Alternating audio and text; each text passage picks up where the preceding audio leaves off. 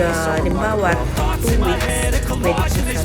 Pero pag mas matagal po, marinate po natin yung balat para maglasa rin po. Naglagay po ako ng isang lemon, half cup na toyo. Pwede yun sa loob ng bangus, sinalagyan po para magkalasa siya. Ayan, set aside po muna natin siya habang kukuloan at lilinisin muna yung bangus. Yung sa gitna po, yung dugo niya aalisin din at tugas ang mabuti siya.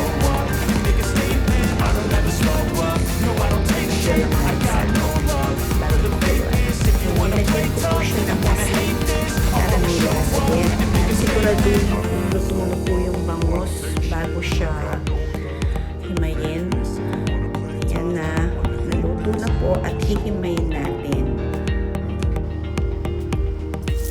Tapos, magprito po tayo ng patatas bago tayo mag-isa. Ihahalo po yan sa sangkap.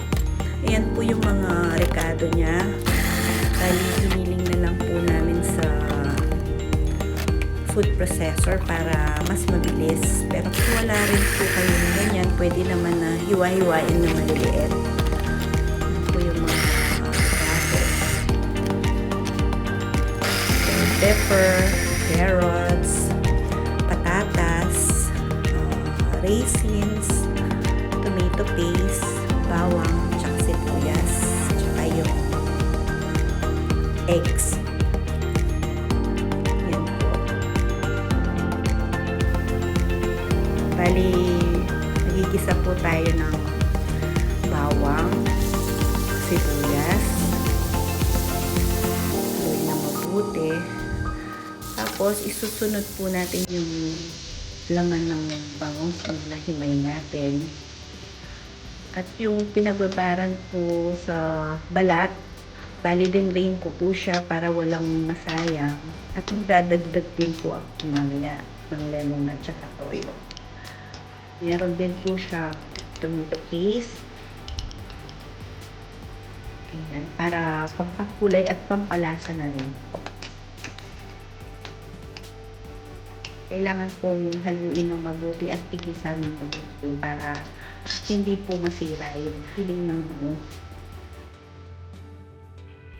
Sarap po yan.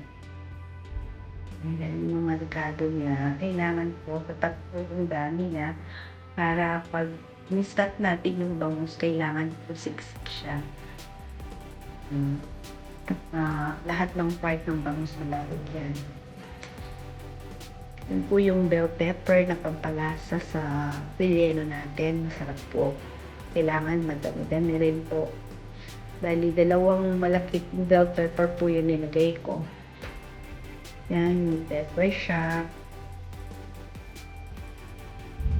Nandiyan na po yung patatas na ilagay natin kanina.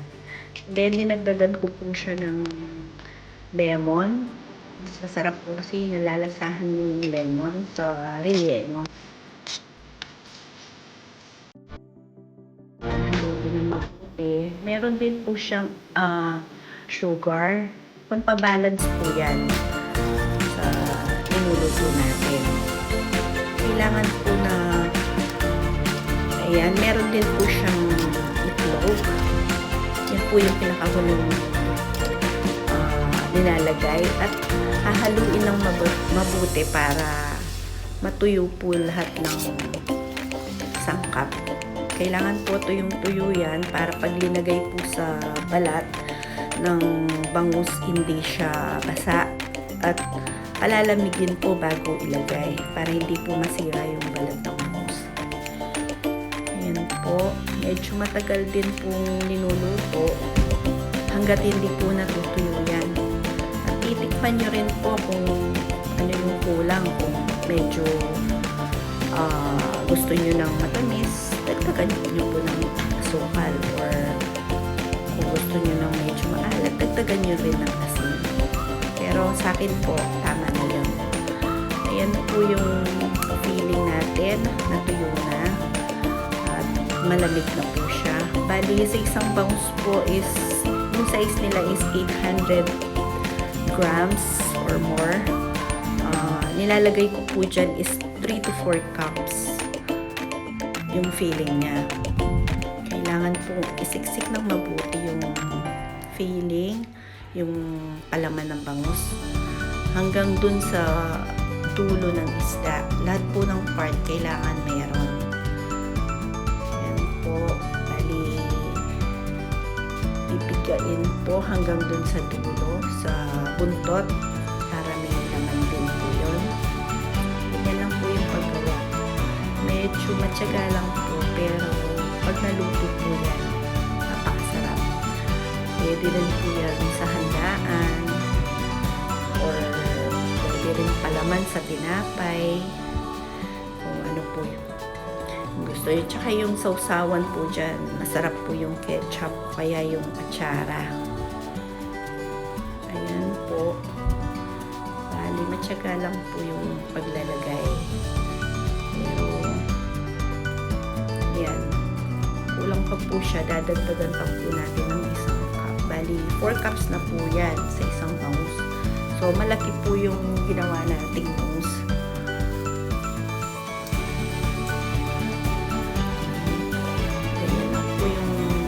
Gawa niya. Kailangan siksik na siksik.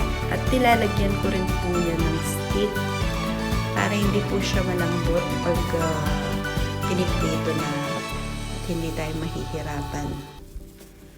Yan po yung itsura niya. Yan, ganyan. Alisin yung then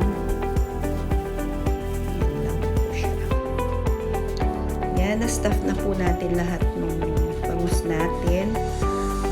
Lalagyan ko na lang po yan ng cornstarch para maganda yung itsura niya pag pinrito siya. Ayan. Mag-init na po tayo ng mantika. Ayan. Mag-init na po tayo ng mantika. Fry na po natin. Kailangan po lahat ng sides ng bangus ay mapiprito. Yung sa likod, harap, at dun sa side, yung bandang buntot, tsaka yung ulo, kailangan nakaprito po yan lahat para hindi po masisira. Ganyan lang po. More or less po mga 15 minutes maluluto na po lahat ng sides niya. At yung temperature po niya is medium heat lang po. Hindi po pwede yung sobrang lakas kasi puputok po yung balat ng bangus. Medyo dahan-dahan lang po yung pag-turn over. Yung balat po niya delikado. Kailangan lang po maingat. Yan. Pero pag naluto po yan, sobrang sarap. Ang bango po niya pag niluto niyo.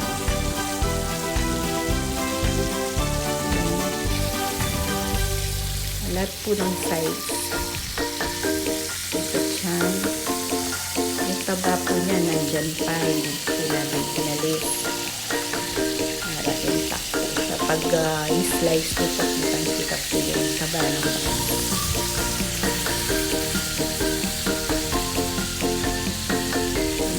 Medyo matyaga lang po.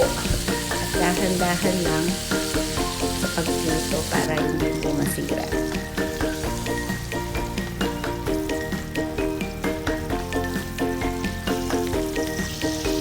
Paborito po yan sa mga handaan.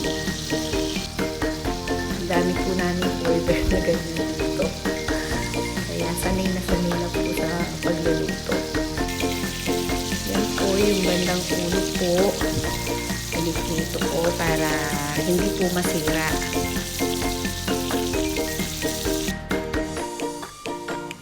Tapos na po lahat ng bangus. Bali, 3 lang po ginawa natin ngayon. Bali, pang vlog lang po. Yan po, masarap po yan. Enjoy nyo po. At mag-subscribe din po sana kayo sa aming channel.